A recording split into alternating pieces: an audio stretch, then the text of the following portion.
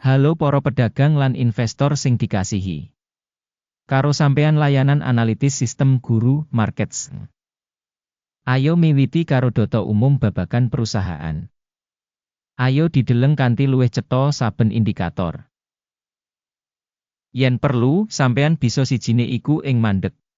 Sampean bisa ndeleng kabeh pratandha saka perusahaan kasebut kanthi teliti.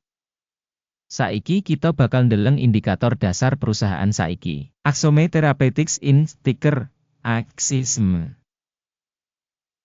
Review iki digawe nggunakake data saiki ing Mei 27, 2025. Dening klasifikasi Guru Markets perusahaan Axome Therapeutics kalebu subkategori Neuro, 64 perusahaan melu ing analisis kang banget wakil. Kita bakal ndeleng solusi pungkasan ing pungkasan video iki. Asil kanggo perusahaan kaya ing ngisor iki, minus 8,5 saka 10 terms. Skor rata-rata kanggo subkategori punika, 1,6 terms. Yen katon banget jembar, ing kabeh pasar saham minangka wutuh. Bisa dideleng yen skor rata-rata kanggo pasar saham kanthi sakabehe yaiku 1,9 poin. Marang rating minus 8,5 poin kanggo perusahaan Axome Therapeutics Inc. Bandingake gerakan rega saham perusahaan Axome Therapeutics Inc. lan saham subkategori.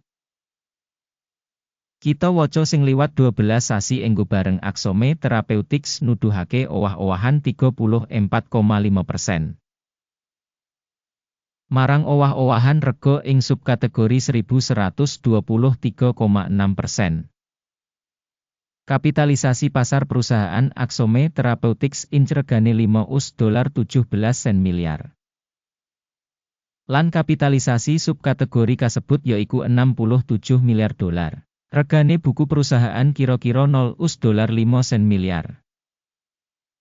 Kanthi kapitalisasi buku subkategori $29 miliar. Wis dibandingake enggo bareng saka pasar lan kapitalisasi imbangan, kita waca ing ngisor iki. Nuduhake Axome Therapeutics Inc. ing subkategori ing kasus taksiran kapitalisasi pasar 7,749%. Regane buku 0,169%. Taksiran panggabungan organisasi saka pasar lan nilai buku ing subkategori ala minus 1 titik.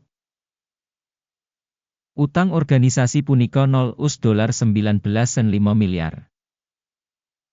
Ayahan finansial kanggo buku kapitalisasi jumlah kanggo 390% saka ibu kutha. Asil saka kewajiban finansial perusahaan, banget ala minus 2 terms. Rasio nilai pasar perusahaan kanggo laba yaiku 0. Rata-rata ing subkategori 0. Evaluasi rega pasar kanggo rasio laba dibandingake karo perusahaan ing subkategori ala banget minus 2 poin. Media WI kanggo pungkasan 12 sasi iki minus $278 mayuta-yuta. Media WI ramalan kanggo sabanjur 12 sasi punika pambuka $85 mayuta-yuta. Evaluasi indikator keuntungan masa depan sing digambarake dibandingake karo perusahaan ing subkategori pasable 0 poin. Rasio rega kanggo revenue perusahaan yaiku 12. Rata-rata kanggo subkategori yaiku 4,2. Evaluasi nilai pasar saham perusahaan kanggo rasio revenue dibandingake karo indikator ing subkategori ala minus 1 titik. Revenue kanggo pungkasan 12 sasi ana $430 mayuta-yuta. Revenue digambaraken kanggo sabanjur 12 sasi ora dingerteni. Evaluasi indikator volume penjualan mangsa sing digambarake dibandingake karo indikator perusahaan ing subkategori ala minus 1 poin.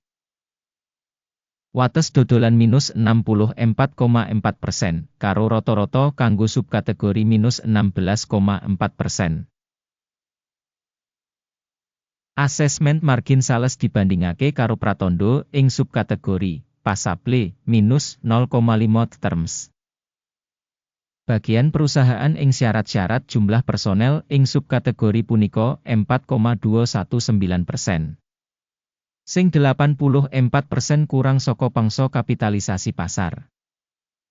Jumlah ibu kutha, saben pegawai perusahaan punika $7.574.000. Lan kanggo subkategori $4.124.000. Evaluasi volume modal pasar saben karyawan dibandingake karo indikator ing subkategori passable 0 poin. Volume bati saben karyawan perusahaan minus $407.300. Kanthi rata-rata kanggo subkategori minus $160.400. Evaluasi bati saben karyawan dibandingake karo indikator perusahaan ing subkategori tolet minus 0,5 poin. Revenue perusahaan saben pegawai $633.000. Subkategori $977.000. Evaluasi volume dodolan saben karyawan dibandingake karo indikator perusahaan ing subkategori passable minus 0,5 poin. Volume transaksi cendak 10,4%, karo rata-rata kanggo subkategori 5,7%. Indikator Resi 14 nuduhake tingkat 44% kanggo perusahaan Axome Therapeutics. Kanggo subkategori, tingkat iki kira-kira 56%. Rega saham perusahaan saiki watara $105. Target rega konsensus kanggo saham perusahaan udakara $178. Ayo pindah menyang tabel pesenan, sing kasedia kanggo sampeyan, link kasebut ana ing komentar sing disemat. Tabel pesenan ngemot kabeh pancasan digawe mangsa iki, dening sistem referensi evaluasi simpenan, Guru Markets. Akses menyang meja pesenan pancen free lan buka, link ing komentar pinnet.